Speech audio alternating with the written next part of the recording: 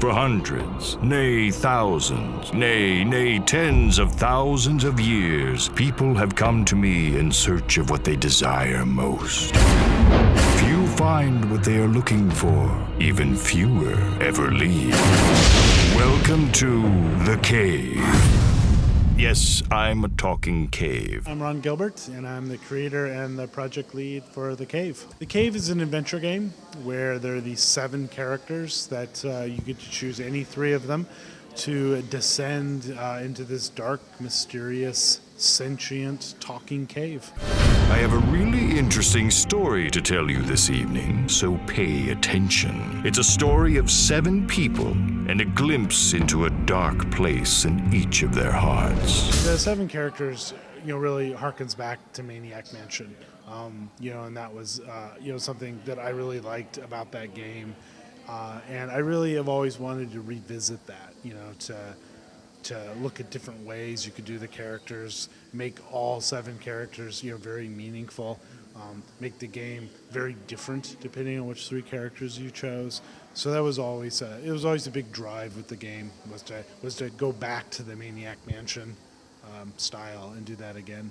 Yeah, I mean they're all very different archetypes. How did you kind of settle on which kind of characters to choose?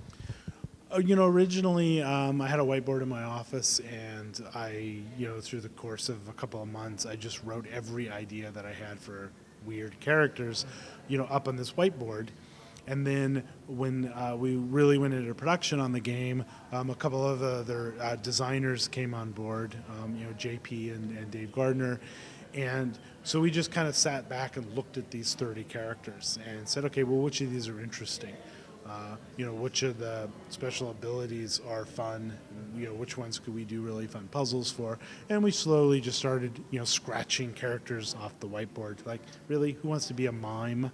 Do we need a mime in a cave? No, we don't. Let's scratch this. Actually, the mime was interesting because the mime special ability was he could climb up invisible ropes. So there was something fun about him, but there were other things that really, like, I never really had a story for why the mime was in the cave. So eventually he was cut. And then just, over the course of a few weeks, we had whittled it down, to 7 characters. Originally there was a mobster character, and I actually released some concept art for the mobster. But as we started designing the mobster, and really looking at his areas and his special ability, he just wasn't gelling the way we wanted him to, and that's he was eventually cut, and then we added the monk instead. The monk, he seeks a journey filled with peace and enlightenment and murder. I'm sorry. These characters all have these unique special abilities. Does that mean that areas of the game are closed off if you don't have those characters with you? Yeah, they do. Maniac Mansion, like Sid and Razor were basically the same character, right? And Jeff was a worthless character, right? I mean, whoever played with Jeff, seriously. But when we did The Cave, we really wanted to make each of the characters be very, very different. And there were 3 things we wanted to do. We wanted to make sure that each character had a very, very special, different ability that allowed them to solve puzzles differently. We wanted to make sure that each of the characters had a very unique story for why they were going into the cave. And then we wanted to make sure that there were entire areas of the cave that were themed for the different characters. And the one you just played through was the carnival, which is for the hillbilly. And as you saw, if you didn't have the hillbilly, you wouldn't really ever be able to swim down that twisty underwater thing and let everyone else into the carnival. So if you didn't have the hillbilly, you'd see the carnival, you get to poke your nose into the carnival, but you'd kind of have to move on at some point. And that's really how all of the areas are done. You need to use the character special ability to gain access to it. The hillbilly. On this fine night, he searches for his true love. You mentioned Maniac Mansion there. Are there going to be kind of references to your past games in this for fans? I noticed there was a grog machine in a demo I played earlier. Yeah, there's a lot of stuff from Monkey Island and Maniac Mansion. Just your little nods to stuff as you're playing through the game. And, most people will just walk right by and not even notice that what it is. But, for fans of Maniac Mansion, hopefully it gives them a little smile. How has it been kind of getting the controls for that to be kind of intuitive for 3 people playing at once with the character switching mechanic? Yeah, that's been a lot of fun, to do that. And one of our initial, goals, objectives with the game was to do this co-op. There was just a lot of fun. That, it wasn't that you were playing the scientist and I was playing the twins. We could just switch to any character we wanted to at that moment. And that, created a lot of problems initially. So, it did kind of take the programmers a while to really hone in on exactly how the camera following and the switching and everything worked. So, it just felt super, super seamless. And I think eventually we got that down really, really good. The scientist. She is on the cusp of a great discovery for all of humankind. When we were playing there were quite, not long periods, but there were extended periods where, for example, I wouldn't be playing at all. I was waiting for my partner to go and do something, which I haven't really seen before in a game. Do people find that hard to adjust to? No, not at all.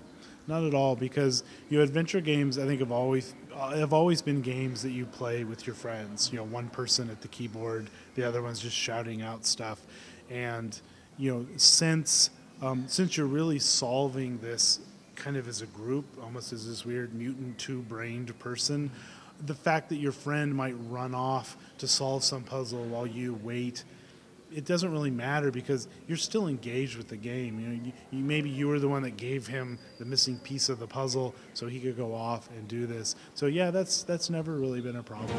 The twins. They just want to go outside and play. What could be more innocent than that? Speaking of the puzzles, where is the difficulty of this game pitched, would you say?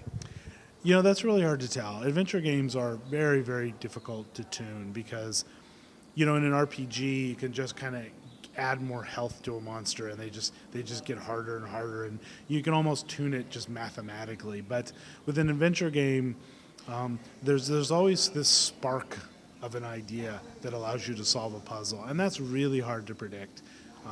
You may play the game and be totally stumped. I may play the game and just something goes off in my head, and I just solve this puzzle. So, to balance and tune adventure games, it's just a lot of watching people play the game and looking at where everybody's getting stuck or everybody just solves the puzzle instantly. It's looking at that stuff and then making the puzzles, easier or harder. Yeah. And you mentioned in your presentation that you've had the idea for this game for quite a while. When did you first come up with it, and kind of have you been refining the idea since then? I first came up with it about 25 years ago, and it started out as these 3 characters that descended into this sentient talking cave. But they were just 3 kind of Indiana Jones rip-off, characters. And it's an idea that I would think about every year or so. I just, mull it over in my head. But it wasn't until, I was having lunch with Tim one day, and I told him about the idea, and he said, wow, that's a really great idea. Why don't you come to Double Fine and let us make the game? So yeah, whatever. I don't have anything to do. So, that was where I really started to think about the idea. And that's where getting the 7 characters together and all the different stuff. So it really was just kind of this weird, amorphous idea until I really started thinking about it.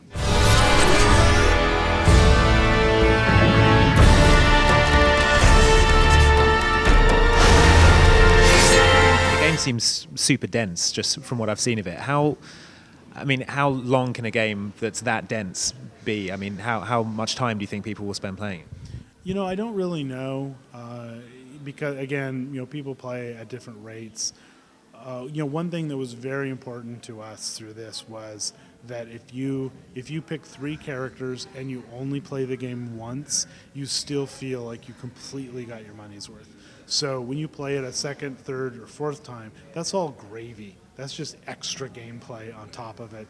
So that was really the metric that we started with. And I know for me, if I'm playing the game and I'm trying to speed run the game just as fast as I possibly can, because I played the game hundreds of times from beginning to end, and I know exactly where to place everybody, and I choose exactly the right characters, I can do it in about 4 and 4.5 hours.